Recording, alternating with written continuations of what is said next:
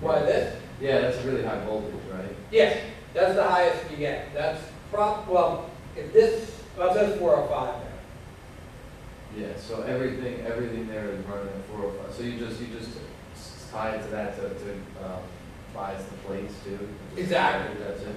Yeah, yeah. Because this way, you've got a common feed point, and everything's kind of equidistant from there, and so everything comes off the one place. Okay. And yeah, you're running this DC voltage.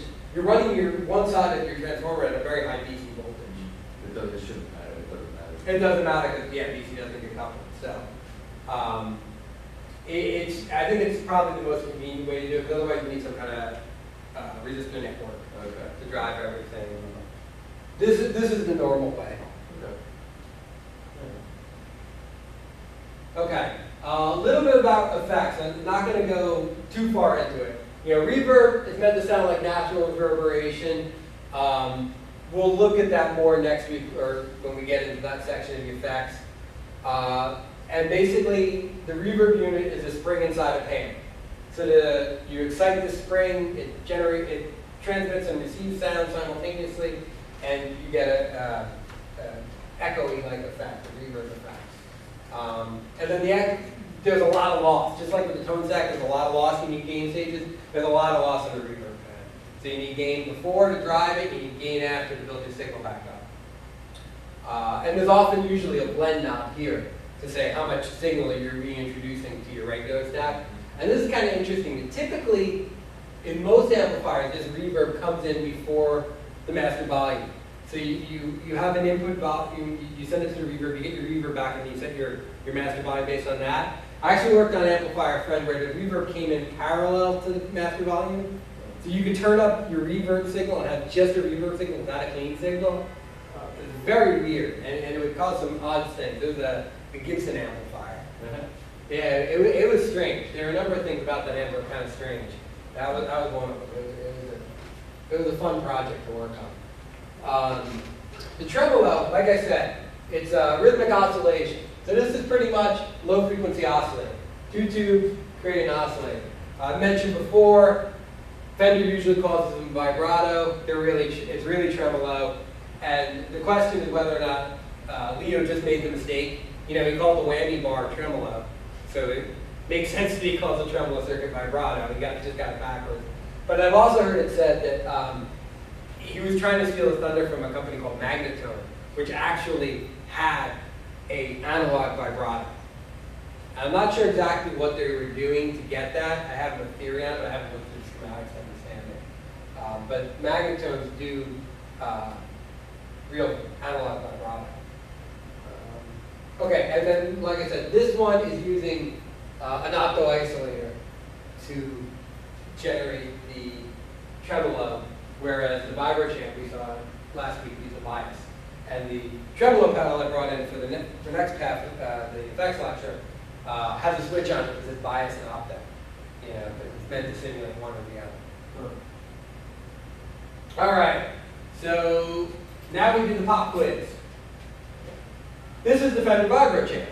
Considerably simpler, right? A lot easier. So we've got the different sections labeled on the bottom. Who wants to point out where the various bits are? Where's the preamp?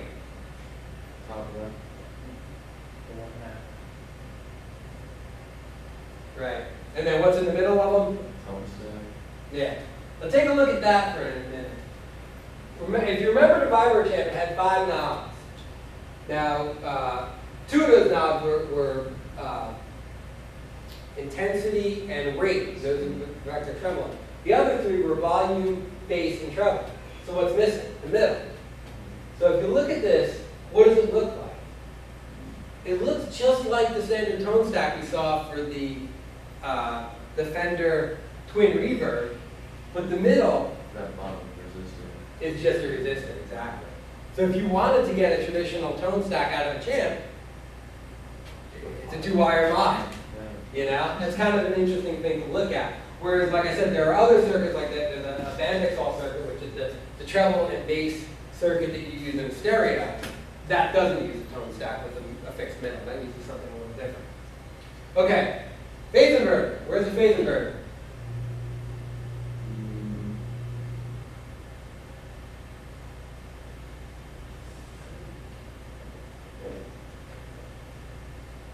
I need my Jeopardy.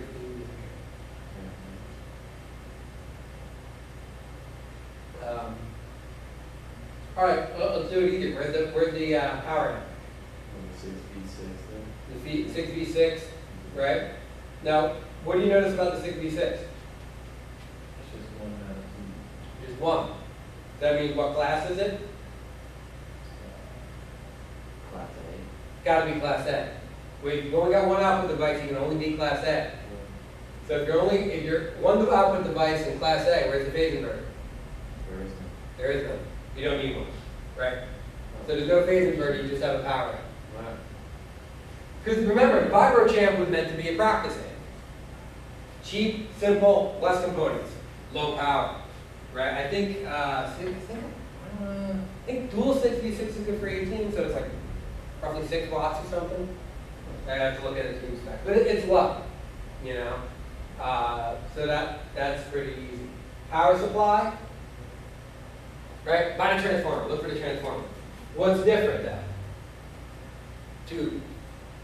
Now, why the Fender Champ used a tube rectifier instead of solid state, I'm not sure. My guess is, again, it was a history, that the Champ existed since the 50s, and there were modifications, but instead of paying for the research and modifying this to use a solid state rectifier, they kept the old design and used a tube rectifier. That's my guess. But again, you've got, notice this one, you've got the heater windings here, you've got the high voltage windings for the plate, and then you've got a third winding, which is the heater for the directly heated cathode on the 5Y3. So, subtle variation, but they all look kind of similar. And again, here, your step-down voltages. So this one drives the output transformer, this one drives screen grid, this one drives the preamp. Okay. Last part is obviously tremolo. And I haven't looked to see if this is the same oscillator. There are too many oscillator circuits, so I'd imagine it's not the exact same as the Fender Reader, it's probably very similar. But again, the difference here is that the intensity is directly coupled into the cathode on there. So instead of an opto, it's a bias. Okay. That. Okay. We covered that. Sorry. Again, I played with my modification. All right. Now, that's kind of the basics of tube amps.